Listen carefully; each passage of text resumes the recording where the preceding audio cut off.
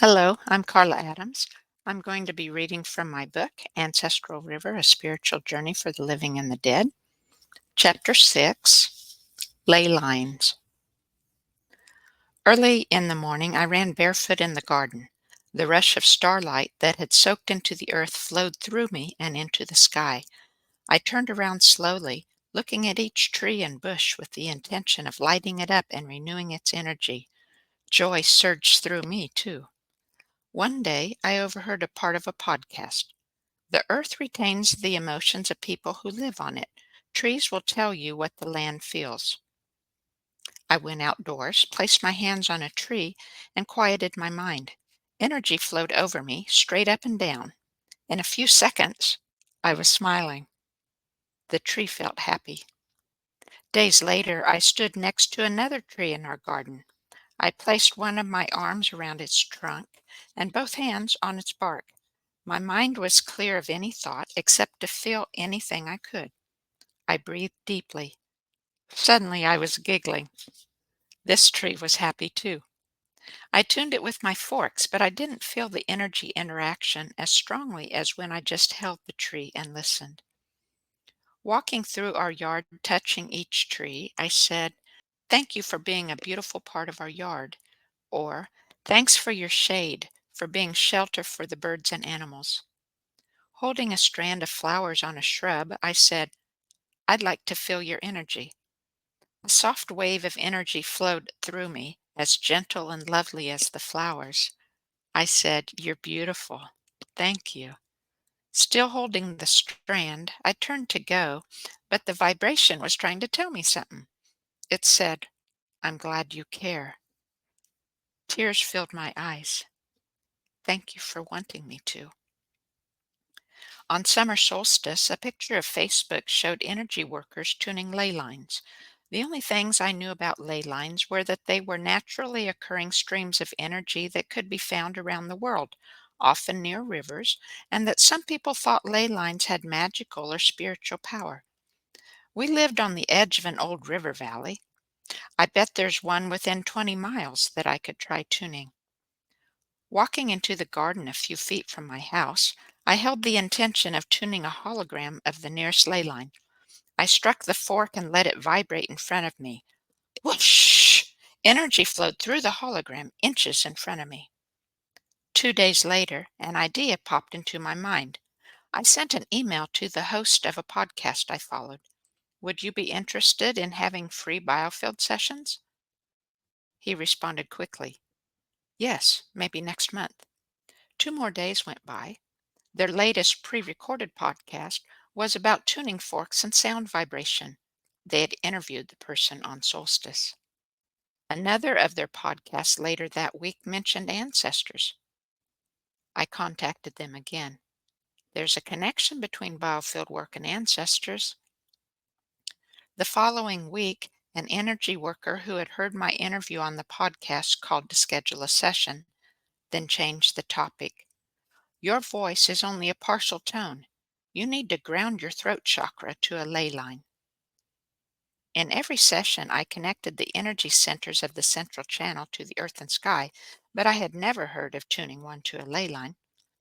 I don't know much about ley lines, but I tuned a hologram of one when I was in my garden, and I heard a whooshing sound. Do you think it may be close? She paused. I can feel a ley line on your property. I stood where I had felt the whooshing. My skin tingled. I walked slowly toward the house, feeling a tingle with every step. The energy seemed to enter the house. If it kept flowing in the same direction, Grandma's rocker, where I sat for meditation every morning, would be in its path.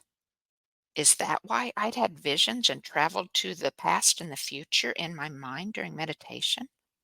Sitting on the wooden floor with eyes closed and attention on my throat chakra, I grounded my voice to the ley line. Energy danced through me, and I moved with it, grounding all 7 energy centers. The next day, my voice sounded a bit less raspy. The next week, I received an email offering a free course on basic energy dowsing. I had only heard of using dowsing rods to find underground water, not energy. The introductory video mentioned ley lines, so I signed up for the online class and learned about several different kinds of energy lines that flow across the earth. In one video, ancestors transitioned a positive vortex, a place of very high positive energy where two ley lines intersect at a 90-degree angle. Grabbing my pendulum, I ran outside to where I felt the whooshing energy again and asked the universe to help me find a ley line. The pendulum swung to mark both edges of the stream of energy.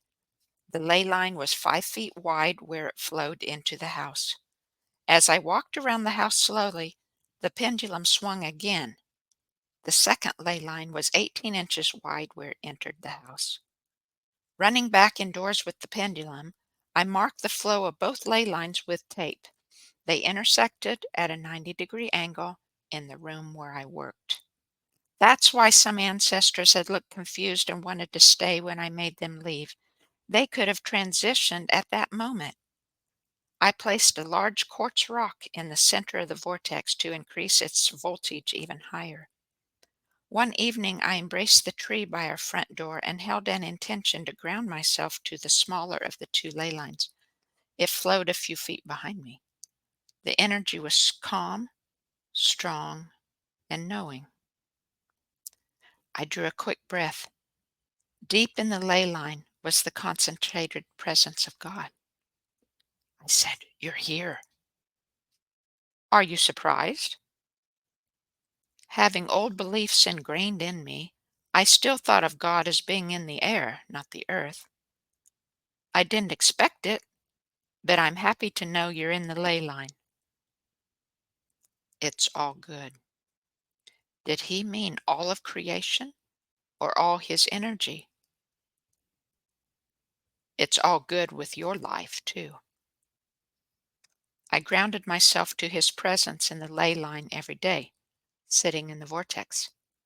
One day in meditation, he took me in a vision under the earth to where ley lines originated. A thick purple energy flowed like water and vibrated with the purest presence of God I'd ever known before. It was the energy from the smaller biofield at the bottom of the oneness. I breathed this energy into my central channel through my biofield and into my ancestral field.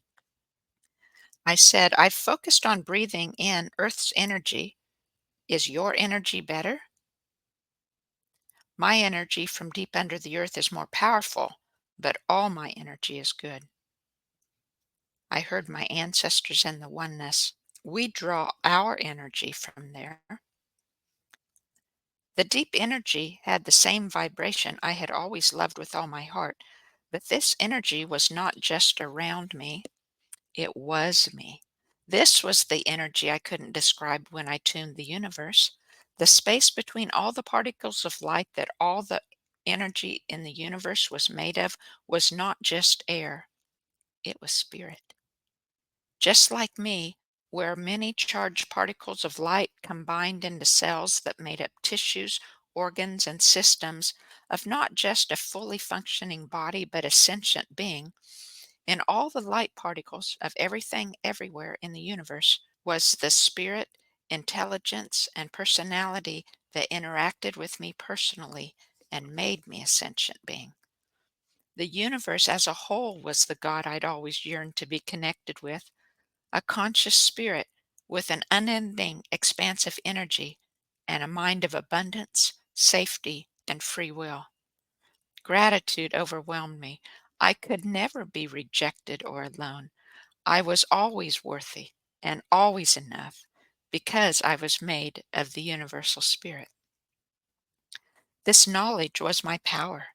Working in spirit every day, focusing on each present moment as often as I remembered, to keep both hemispheres of my mind working together in harmony, I felt safer, calmer, more confident, and more intuitive.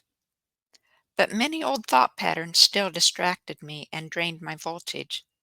As I continued tuning the restoration group, I added the biofields of nature and oneness to the hologram. They seemed underpowered too. The ancestors in the waiting place had the lowest voltage.